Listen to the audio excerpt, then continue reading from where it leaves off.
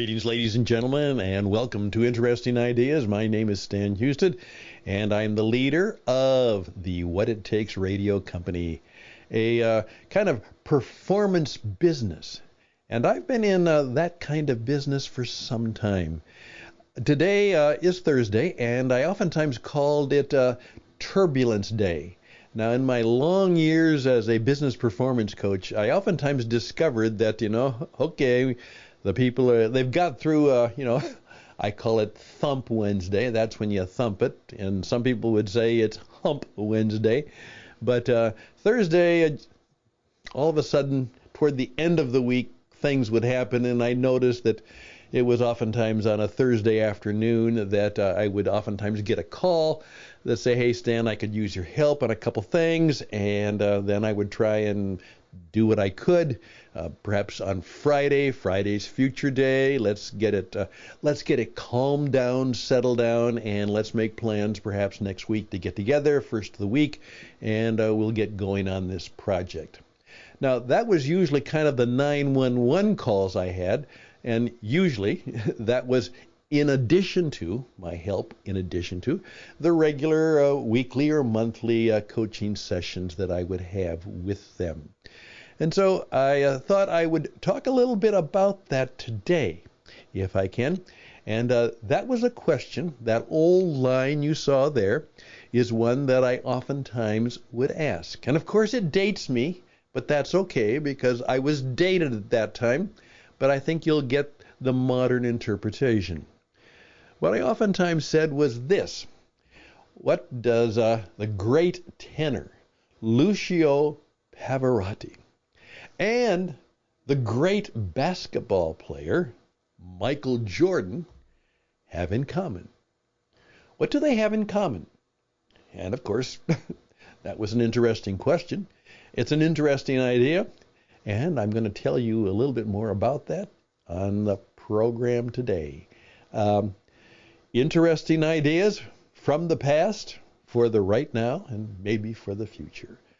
The program begins right now.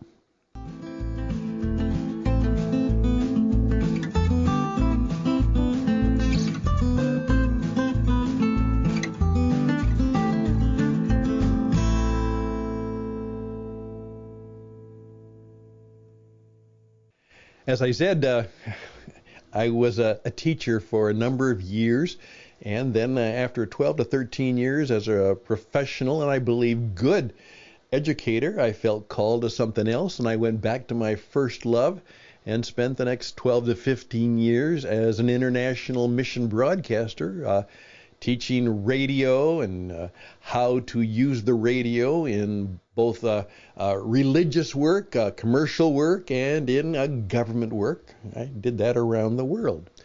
And then I kind of brought that into and used my mission background and my broadcasting background. And for many years, we had a group called the PTM Group. It was Press Toward the Mark. PTM, Press Toward the Mark.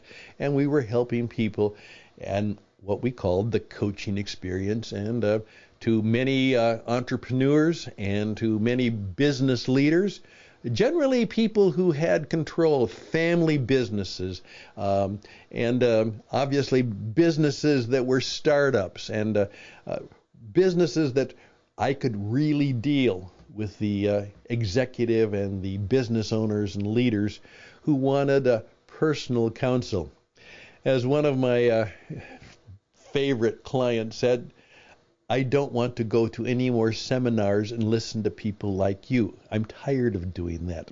But I will pay you to come in and sit down and talk with me, and we will have a conversation. And she was the one who actually first, after doing that, she all of a sudden leaned back and said to me, you know what? I know what you are. You're a coach. And actually, that term had not really been used at that time. And I guess I'm one of the first who would actually have been called a coach, though I'm certainly not original. But when I would introduce myself as a business performance coach, there were people who still would say, well, what's that? And then I would begin. Here we go. What do Luciano Pavarotti and Michael Jordan have in common? Now, again, I'm dated, but most of you probably get the story because you know that Michael Jordan was the premier basketball player. It's getting to be about a generation ago, but he was the star and an incredible athlete. I love the story is that, did you know that Michael Jordan was cut from his high school basketball team as a sophomore? He didn't make the team. But he kept at it and, of course, got through high school, did well, went to where I'm at now, the University of North Carolina, was a basketball star. And if you watch some of his performances, they are awesome. And then went on to be a star performer with the Chicago Bulls, and that's part of the NBA story. Luciano Pavarotti was at that time, the great Italian tenors, and he was one of the key players in that. And here's what I used to say: what do they have in common? Well, this is how we answered the question. We say, well, first of all, they are the very best at what they do. They're top of the line. They're the masters. And people would agree. They're the best. Part of the reason they're the best is they love what they do. They really love what they do. And of course, sometimes I would even include, as he was coming up, the younger Tiger Woods. Yeah, they love what they do. Because they're very good and love what they do, they make a lot of money at what they do. They are very prosperous. Yep. Those are the three things they have in common, but there's one more. They both have coaches. Yes. The great tenor Luciano Pavarotti still had a voice coach. Obviously, he was probably better than his coach. But he still found it necessary to go through the discipline of having somebody who was good and helpful to come alongside of him and coach him. Michael Jordan says that he owes his life and his career to, again, I'm being dated, Phil Jackson. Phil Jackson was a good basketball player. He was good. One of my good friends who actually got me started in the coaching business, he was also 6'10", and was a college player. Actually played with Phil Jackson back in the North Dakota, South Dakota arena area where he came from. And Phil Jackson was one of the top coaches. And Michael Jordan claims that, in effect, he owes much of his success, first of all, to the wonderful coach he had at North Carolina, and, of course, to Phil Jackson. The best have coaches. Part of the story I was telling just before I jumped in here today was at this age and stage, after accumulating a great deal of, I believe, information and knowledge on how to be a coach, I'm turning that part of my life over to a man who's about a generation or a generation and a half, maybe 2 generations younger than me, who's excited, who's competent, and who's done some work. He's gone through a number of difficulties in his life, but he has overcome them. And that's true of all good coaches. They've had some tough times. And he's got a good practice going now. As a good coach, he's respected, but he wants to take it to the next level, and I would like to pass off all of what I have learned to him. At the same time, I'm kind of a coach emeritus. I don't actively go out and seek that kind of business anymore. because I'm very much involved in exactly helping people perform on the radio, one of my first loves. But from time to time, I will still get a call, and somebody will say, Stan, could use some help. And so on personal requests and in personal situations where I can be helpful and useful, I still come alongside of people. I don't want to travel nearly as much as that entailed. And most of the speeches I will give will be ones that I will actually perform, on video now, on a Zoom conference, on a Zoom convention, and just simply use the modern media to actually address people and work with teams and individuals. Makes it much easier. There gets to be a point where, well, all of us are there now, I think. As I used to say, flying used to be fun when I was young, and it's not very much fun anymore. So I don't miss, occasionally I miss going first class because occasionally I get bumped up, but I don't miss flying that much. But at the same time, I love to be able to help people, and I think I know how to help almost everybody, because if I can't, I know somebody who can help them. I'm a coach. I'm not a consultant. I'm not a therapist. I'm not a hypnotist. I'm not a counselor. Not a consultant, as I say. I'm a coach. But that means I come alongside of you and work with you. I don't tell you what to do. I don't try to fix you. I don't try to make you over. I don't try to make you a better human being. I try to help you discover what you want in life. What are you missing? What do you want? How can I help you to live and work and perform at your very best? Because all of life and business is now a performance. You will be rated on how well you perform. And secondly, many of the things you do now, you actually have to perform. You have to know how to do radio. Now, I didn't say you had to be on the radio. We'll talk about that tomorrow. But you at least have to know how to do radio. For instance, do you know what AIDDA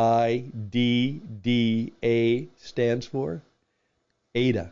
AIDDA.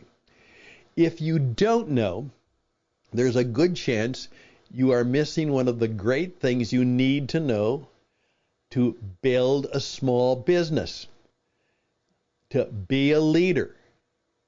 AIDDA. We'll talk about that perhaps tomorrow or this weekend. But the whole point that I wanted to bring to your attention today as I'm turning this over is, you know what?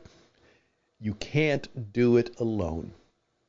You can try, but what I discovered is that I was oftentimes hired by people who knew they were very good at what they did, but they could use some help, and they could use some help from the outside perspective.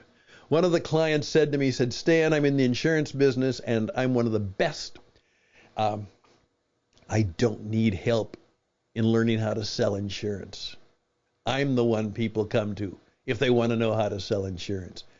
I'm coming to you because you know things about life and business from your experience that I don't know.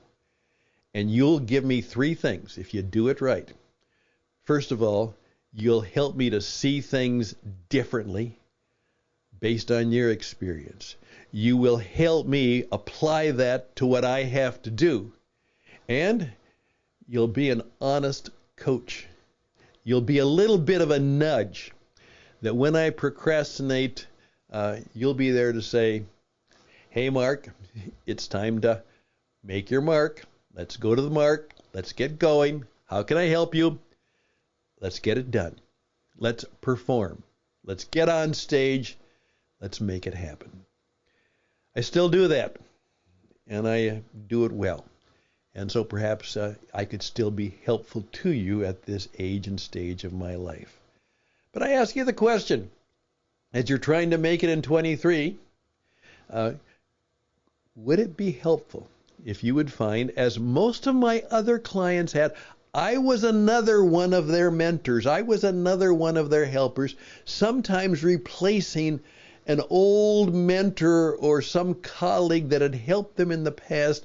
Many of them had role models and mentors in the past who had now passed on, and now they needed someone else like me to come into their life and give them some mentoring and perspective from different points of view.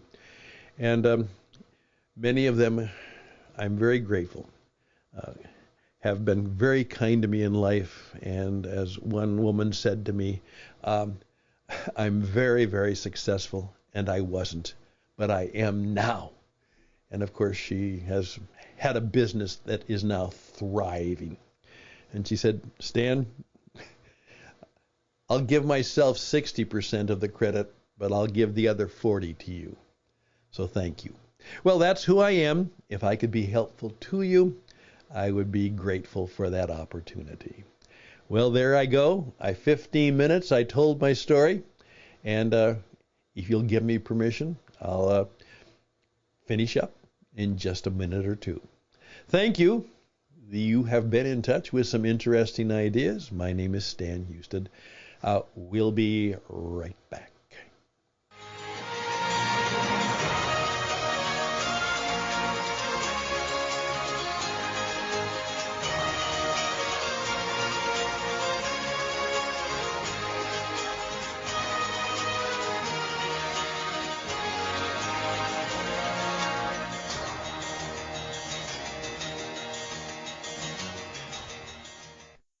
Tomorrow is Future Day, Friday.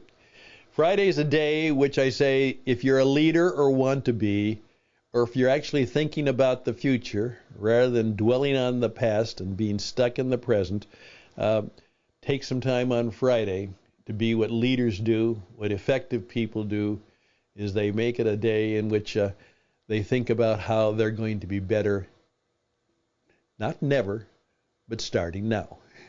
They're going to be better now, starting now. So hopefully you'll do just that. Please reach out to me, stanhouston@gmail.com, stanhouston@gmail.com. I believe I can help you. If I can't, I know someone who probably can. And, of course, my great and wonder interest now is everybody needs to know how to be on the media. You have to know how to do radio, not be on the radio, but know how to do radio.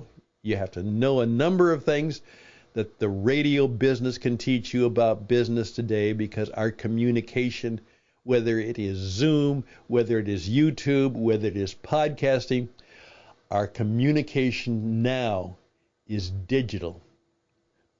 Dead tree marketing, brochures, flyers, newsletters, all of that is somewhat past and not very relevant now, particularly to today's generation.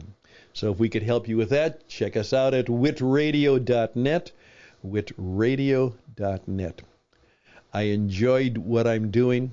I'm full of energy at what I do, and I would love to help you. That's right. Like Jordan and Pavarotti, you're very good at what you do. You love what you do. And you know what? You make a good income because you do it well. How can I help you? StanHouston@gmail.com, StanHouston@gmail.com. Best and blessings always. And bye for now.